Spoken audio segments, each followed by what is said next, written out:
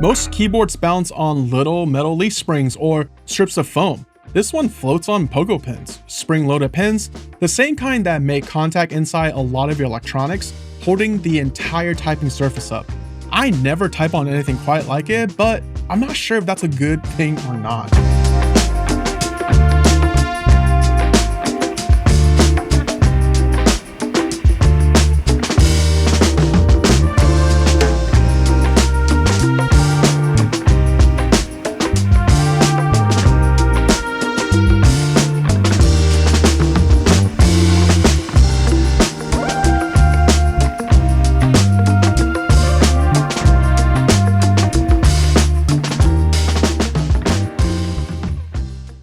Hey everyone, welcome back to Scoop Bar. Today we're looking at the Pixel 67. It's a team up between Pixtendo Lab and Keykobo, and one of the more interesting pre-builds I've gotten to check out this year. And that finish you're seeing, that's the real board on the real desk. No renders or AI. Quick note before we get into it, this video is sponsored by Unikeys, the vendor that's selling the Pixel 67. The take is mine, the good and the bad, and you're going to hear both. Unikeys didn't get to see this video before it went up, standard Scoop Bar deal. And if you're new here, hello, I'm glad you found us. Scoop Bar is a passion project.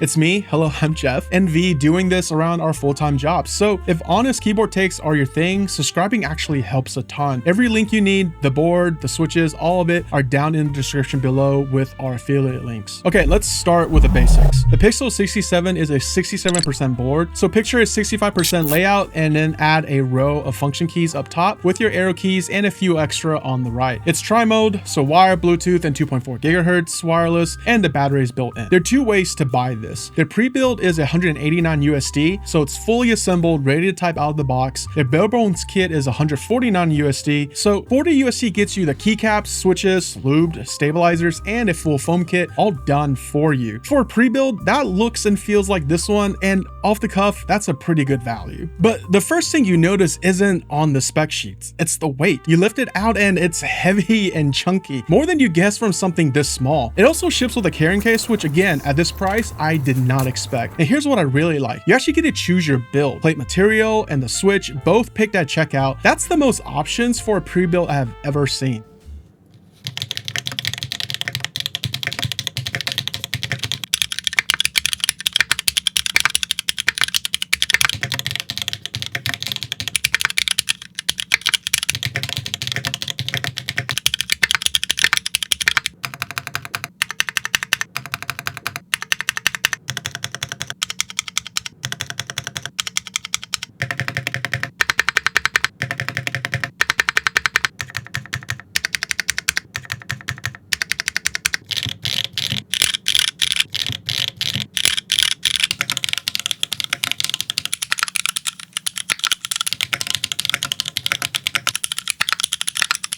The folks behind this board, the design comes from Pixtendo Lab, a keyboard enthusiast based in Silicon Valley who leaned into that old IBM and Apple look. The board itself was built by Keykobo over an 8-month collaboration. So having Keykobo involved in this keyboard is interesting. Keykobo is first and foremost a keycap company, and the stock keycaps on this pre-built are some of the best I've ever seen on any pre-built, which I would expect. When the people building your board make keycaps for a living, the keycaps better be part of what's going to stand out. Now, with the aesthetics, the case is CNC aluminum with chunky brass weight on the inside, and the machining and finish are excellent. The CNC anodizing might be the best I've seen on any pre-built at any given price. The whole design is unapologetically retro. Fat bezels, that boxy industrial body. If you love a chunky bezel, this is going to be your board. If you don't, then you already know it's not. I like the little line marks cut into the top case. The text though was a bit much for me, and the good news here is Unikeys told me the production version strips almost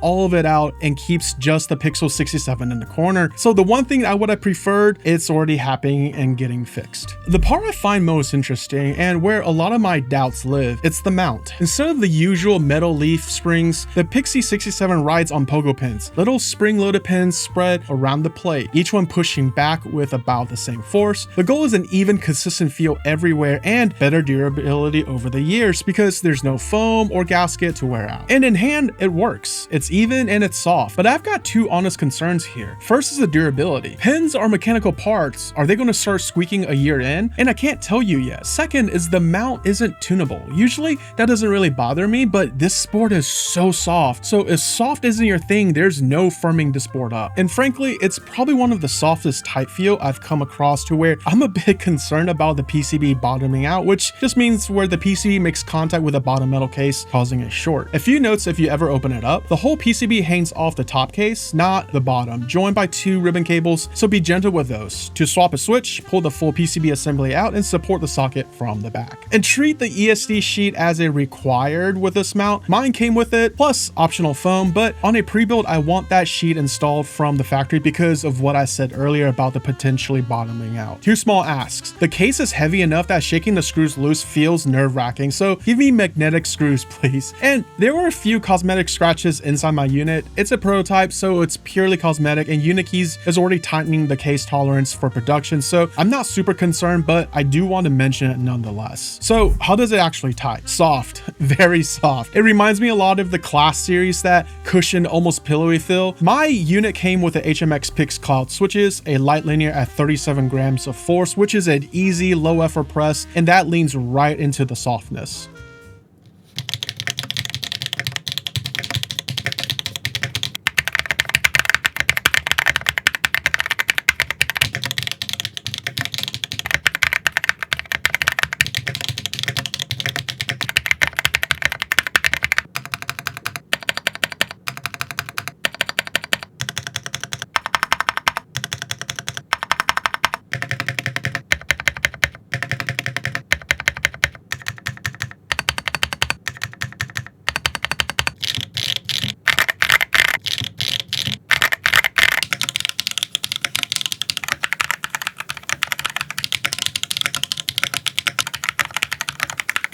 And I've already mentioned about potentially bottoming out, though it could be what I'm feeling is the bottom of the pin mount, not the bottom of the case.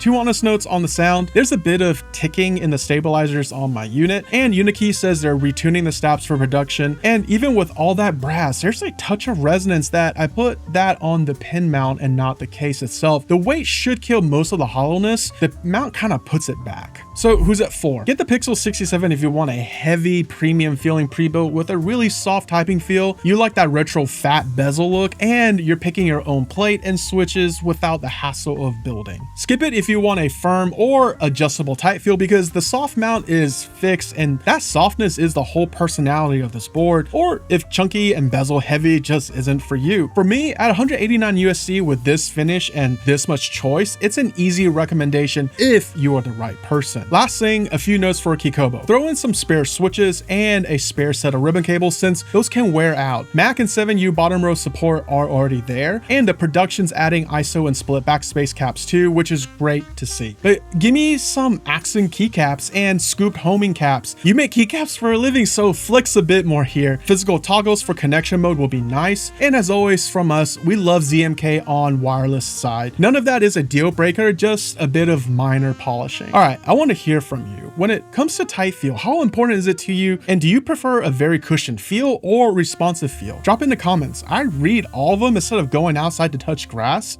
Love y'all, and I'll see you in the next build.